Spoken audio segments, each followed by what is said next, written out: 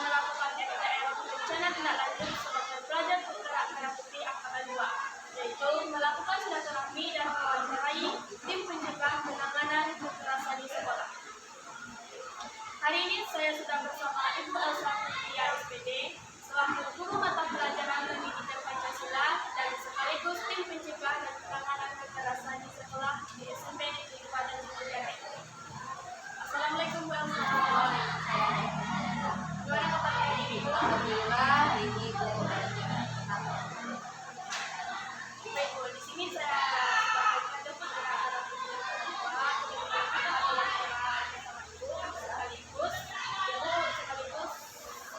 selaku tim pencegah dan penanganan kekerasan di sekolah. Apakah Ibu berkenan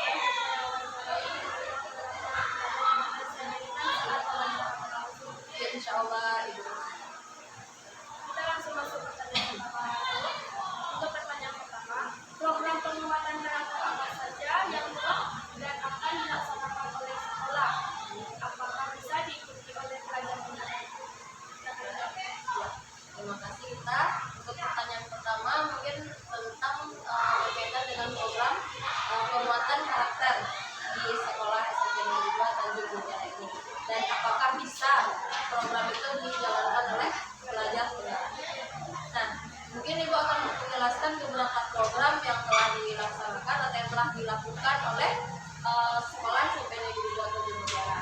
Yang pertama tentu dari di bidang keagamaannya. Contohnya seperti yang sudah kita lakukan selama ini, yaitu sholat zuhur berjamaah. Ada sholat zuhur berjamaah itu tentu karakter dari keimanan siswa itu kita pupuk di sekolah ini, kita belajar di sekolah ini untuk membiasakan diri, karena yang sama-sama kita ketahui untuk membiasakan hal baik itu memang tidak mudah. Jadi kita biasakan setiap harinya kita sholat di sekolah, sholat zuhur berjamaah. Itu dari program yang pertama. Yang kedua masih dalam bidang keimanan dan ketakwaan, yaitu kultum. Kultum ini biasanya dilakukan setiap Jumat pagi dan itu bergilir dari setiap kelas, mulai dari kelas 9 sampai ke kelas 1. Itu penguatan karakter kita untuk memberanikan diri tampil di depan publik, tampil di depan teman-temannya. Nah, itu yang dari segi keagamaannya. Ada juga program yang dari segi kenegaraannya. Contohnya apa? Yaitu upacara bendera. Upacara bendera ini tentu menanamkan karakter siswa sebagai seorang pelajar yang menghargai jasa para pahlawannya. Karena apa? Karena upacara bendera itulah salah satu dari upaya kita sebagai pelajar untuk membela negara kita yang sudah merdeka ini. Karena negara kita sudah merdeka, tentu yang bisa kita lakukan hanya membela dan mempertahankan. Jadi dari upacara bendera itulah kita menanamkan sifat nasionalisme kita terhadap bangsa kita ini, sekaligus mengenang perjuangan dari pahlawan-pahlawan kita dulu sampai kita merdeka hari ini. Dan tentu program berikutnya itu yaitu memajang pahlawan-pahlawan, tokoh pahlawan di setiap dinding kelas. Nah, mungkin itu saja program penguatan karakter yang sedang kita jalankan selama ini di sekolah. Dan apakah program itu bisa dilaksanakan atau dilakukan oleh pelajar penggerak? Tentunya bisa. Sebagai pelajar penggerak itu berarti kita yang menggerakkan pelajar yang lain. Nah, dan kita belum memulai, ya, kita memimpin, kita belum memulai menggerakkan dan mengajak teman-teman kita untuk melakukan hal-hal baik tersebut. Terima kasih untuk jawaban untuk pertanyaan pertamanya. Kita masuk ke pertanyaan kedua. Untuk pertanyaan kedua, bagaimana melakukan pencegahan dan penanganan kekerasan dan perundungan di sekolah serta judi online yang bisa dilakukan bareng-bareng? Untuk pertanyaan kedua tentang kekerasan di sekolah, tentang bagaimana upaya pencegahan dan penanganan kekerasan di sekolah, serta juga tentang judi online yang dilakukan oleh kalangan pelajar ini. Mungkin cara yang kita lakukan itu yang pertama yaitu mensosialisasikan. Artinya apa? Kita menjelaskan, kita memberitahu kepada siswa apa itu bullying, apa itu tindakan kekerasan.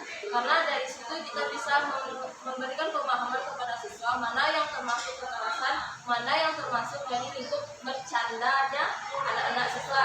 Nah, nanti di sosialisasi itu kita jelaskan apa itu kekerasan fisik, apa itu kekerasan verbal, karena kekerasan itu bukan hanya fisik saja, bisa dari kata-kata juga bisa. Karena apa apa yang kita ucapkan belum tentu bisa diterima oleh teman kita tersebut. Entah teman kita nanti merasa tersakiti atau bagaimana, kita kan bisa tahu. Nah, jadi dari itulah kita sosialisasikan mana yang boleh, yang diperbolehkan sebagai bahan bercandaan, mana yang tidak, mana yang bisa itu udah masuk dari ranah pembulian. Nah, itu cara yang pertama. Cara yang kedua yaitu tentunya menanamkan rasa simpati dan empati kepada siswa. Karena siswa ini karena masih mencari jati diri, melihat, memilah, memilih mana yang baik, mana yang tidak.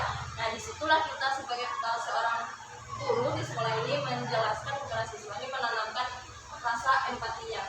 Karena kalau kita bercanda sama teman-teman, tentunya kita merasakan kesenangan kan. Biasanya teman-teman itu bercanda itu kan merasa senang dirinya, padahal dia nggak tahu apa yang dirasakan temannya tersebut. Itu yang cara yang kedua. Yang ketiga, menerapkan kebijakan atau aturan bullying di lingkungan sekolah. Dan untuk judi online yang dilakukan oleh siswa, mungkin barangkali yang bisa dilakukan sekolah yaitu melakukan pengecekan apa yang dilakukan, apa yang yang ada di gadgetnya siswa-siswa tersebut. Dipastikan anak-anak ini tidak mencoba apa itu judi online.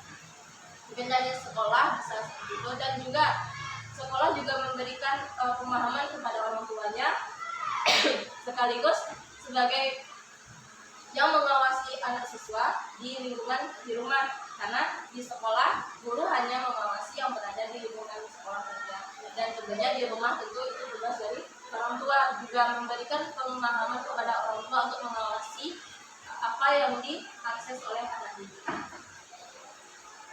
Terima kasih untuk waktu sudah penjelasannya selama wawancara. Kita cukupkan wawancara kita pada hari ini sampai di sini. Saya kita nilai dia sebagai belajar penggerak Indonesia. Wassalamualaikum warahmatullahi wabarakatuh. Waalaikumsalam. Pelajar penggerak, cerdas, berprestasi, membangun